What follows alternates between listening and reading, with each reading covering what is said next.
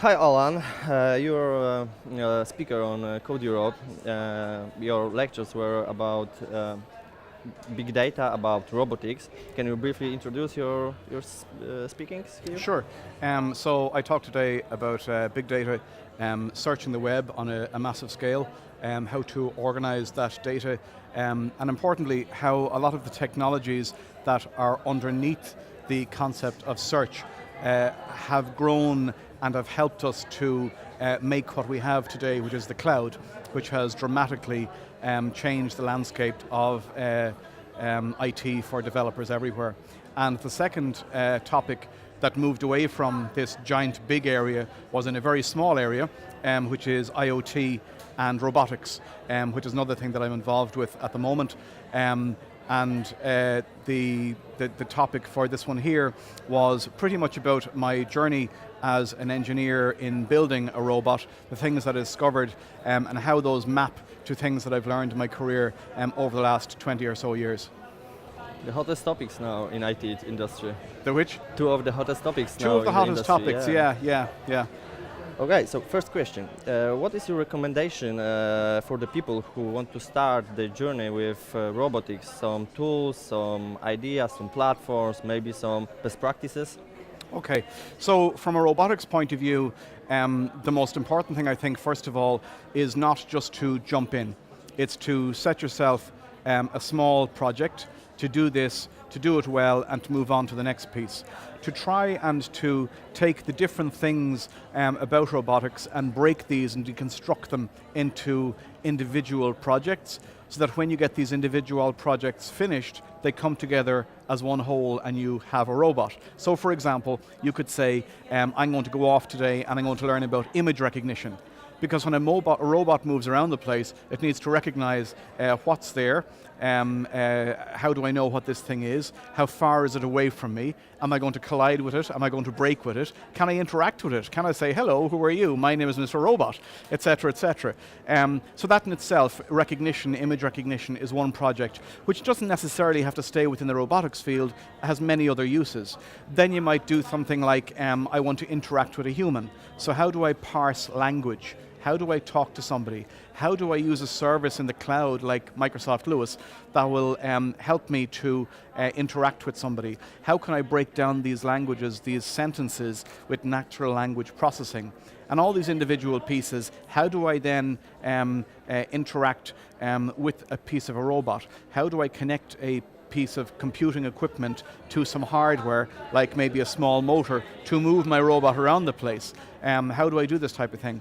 And one of the fundamental small pieces that we can start with to learn and understand and play these games with ourselves is using something like a Raspberry Pi, Arduino, NetDuino, any of these simple tools. So we can learn these, we can interact with them as developers really easily, and we can learn the bits of hardware that we can then use to add together and build our robot.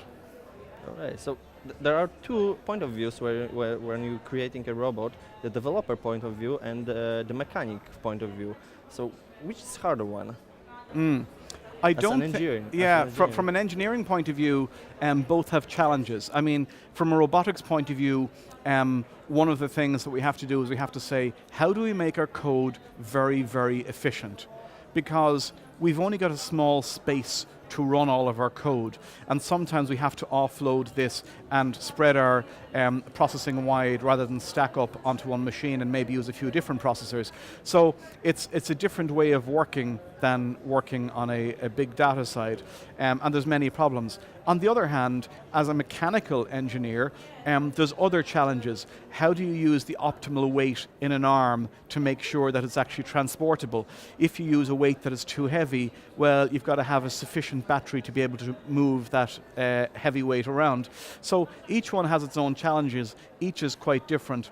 As I said in the talk, I'm mostly a software guy, so I'm more at home with the software, and I find the hardware stuff really interesting to go to a certain level, but when I need to go that little bit deeper, I'll reach out to a friend or a colleague who's more of an expert in this area, and I'll say, I have an idea, can you help me push it home, please? So I think like many things, it's not which is more interesting or which is better or which is harder. It's which do you have the expertise in, and where is your time better spent. So can you recommend platforms like Lego Mindstorms for the beginners, that these platforms are ready to go out of the box? Sure. If you go on to many of the websites and search for Raspberry Pi robotics, Arduino robotics, you'll generally get some small rover type robotics that you can start off with. And these are very simple things. They just have one simple board like a Raspberry Pi, a Pi Zero, an Arduino. It would have a small base ready cut with lasers, maybe some wheels, maybe some small camera or some lights or something on the front. And you'll start off with just learning the basics of how can I use some simple Python code, for example, to move it from here to there. You don't only have to start with hardcore stuff, let's say, like Raspberry Pi. There's also a whole selection of things out there in Lego. So Lego Mindworks is a great way to also start off with robotics and get used to things, especially for younger people who haven't gone to college yet, but you want to get them interested in this area, because let's face it, big data, AI, machine learning, robotics, it is the future. Yeah, that's what I like. Your lectures on Code Europe were about robotics and big data. Where do you see the future of both of them connected together? So the thing is, a bit like on a mobile phone, it's an underpowered device in comparison to a desktop, let's say. We can only do so much. And many times what we have to do is we take the little piece of processing that we have, and then we take the data from there and we offload it to a big cloud center, which does the real work of number crunching and making decisions, taking the result of that and sending it back down in a small data packet to the device. And in the same way, the interaction between cloud and robotics works, in that the robot can't possibly hope to do everything. If it could, it would be a tank, it would be too big, it would be too unwieldy, at least now at this moment in time. Sure, in 7 and 10 years' time it'll be different, but right now you need a lot of power to be able to do a lot of processing. So the best thing to do is to have an equal share between them, whereby we use the big power of the cloud to offload the processing that we need to do, and then just send back the instructions to the local robot. And the delay problem?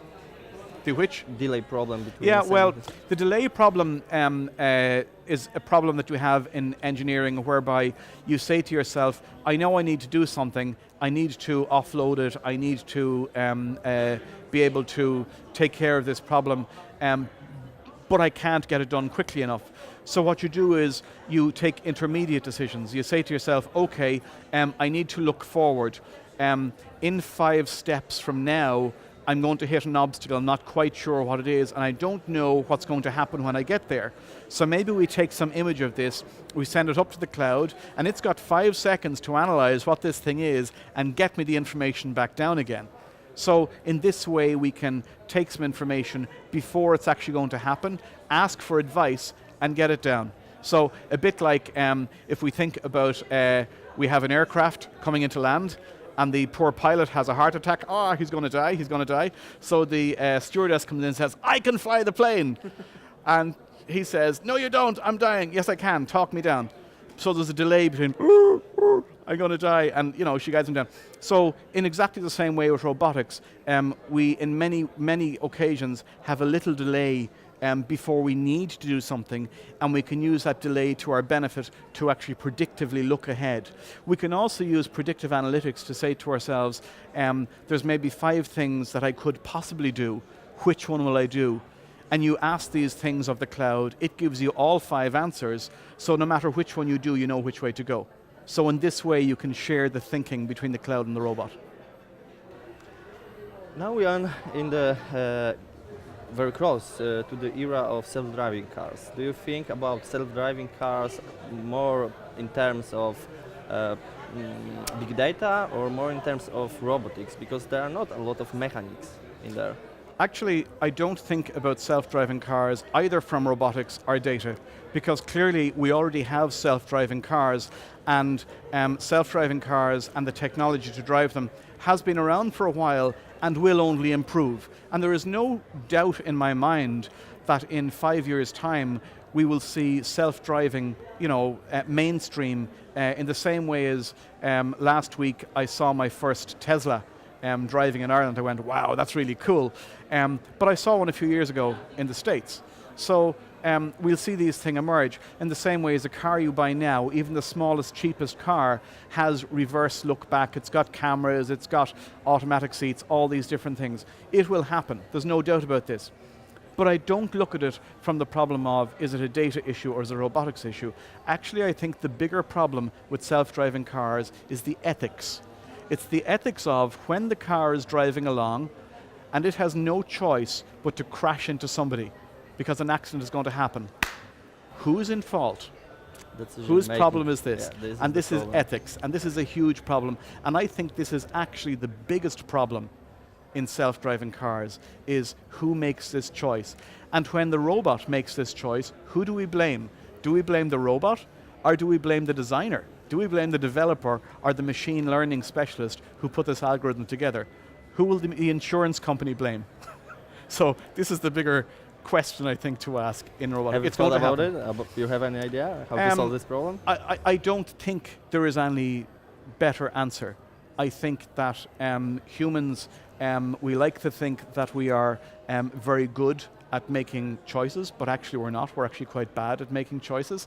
And I think that all things considered, if you had a car going towards maybe someone older and someone younger, who would you knock down? Who would you kill? This is a choice that has to be made. Somebody has to make it, and there is an algorithm there that will do it. So, I don't think there is right or wrong. We just have to judge the situation when we see it at the time. There's all sorts of factors that help these decisions. Okay. At the World Economic Forum in Davos this year, fourth industrial revolution was one of the hottest topics. The thesis was that in the nearest future, in 5 years, 60% of professions will be gone because of robotics. What do you think about it? It's probably true. Maybe it won't be as high as this quickly, but certainly within 10, 15, 20 years, we will see an absolutely dramatic change in the work that people do and the way people spend their time. We only have to look at history to teach us what's going to happen in the future when we look at when the Industrial Revolution came along and the mechanization of things, how suddenly so many people were out of their job. So many people who did things by hand for so many years, and then a machine came in that could replace this. We had people who by hand made cloth for many years, and they were weavers. We don't have these people anymore except as a hobby, right? So machines do this. So it's exactly the same thing, except things that maybe require more human input, things that require subjective opinions. These are things, and these are the types of jobs that will always last. We're already seeing in America, for example, there's at least one company that is already using data science, predictive analytics and machine learning to look at a court case before it goes to a judge, and it is getting something like 90% predictability of whether it will win or lose. So does this mean we will have less lawyers in the world? Hopefully, because the world needs less lawyers, right? That's true. I can agree with that. So the thing is that it is up to society in general to be able to look ahead and decide again ethically, what do we want to do in the future? And do we want to allow these things to happen? Is it all about profit, or is it more about community and about people? And I think there's a lot of learning in here to be done. And I think that a lot of people, the people who vote the governments into office, who go and have talks about these types of things, like in this forum, we need to talk to our leaders and our politicians and our governments and say, listen, this is coming, and we don't want this all to be about profit. This must be about humanity, and it must be about the environment, and it must be about making these things better for everybody. So can we please pull together and make some decisions now that will help us do the right thing in 10, 15, 20 years' time? Because it's not just about you and me, it's about our children and our children's children. And if we're not careful, the robots will take over. And then we're done. Okay. But I, for one, welcome our new overlords. We are on the Code Europe. How do you like our conference? And what was the most surprising thing out there? I think, first of all, I've been to a number of conferences this year alone, and the Code Europe conference is incredibly professionally run. You can be proud of what you have done. It's a big achievement. The organization that you have and the automation that you have around the organization is a credit to you and to all of your colleagues. I think to host such a large conference and pull it off so smoothly is very, very commendable. I was also interested in the very wide range of topics, the very wide range of speakers that you had in, not just about code, but about legal aspects of the profession, about ethical aspects of the profession, and other open discussions. It was quite interesting to see this. And what I do look forward to is seeing what you're going to come up with next year, because you're going to have to do better than this, and you did this really well. So it'll be interesting to see how you can get better again. Did you have any opportunity to watch other speakers' lectures? I did. I went into 2 lectures. Unfortunately, I don't speak Polish, so I had to come back out of those again. But I did catch part of one of the ones on Spotify that was very interesting. And that in turn has led me to go and look up Spotify Labs and start reading some of their information and learning that they've put out in the world. And this is one thing that would be a good message that I'd like to get across. The reason that I came here to speak today was to share knowledge. And I think as a developer and an IT guy, there's not one day that goes past, but I don't Google up, how do I? What is the answer to? And always I go to Stack Overflow, CodeProject, C# Corner, one of these different places. The information is there. And somebody writes this information, okay? And we get stuff into our head and we say, thank you very much, and we go and do our job. It's really important that we give back to community. It's really important that we put information out there ourselves. So if you take, try and do some giving back as well, even if it's only a small few answers on Stack Overflow, or if it's a really detailed article on one of the other websites. So it's really important to do that for future engineers. Thank you for your time and thank you for this talk. You're very welcome, and thank you for inviting me.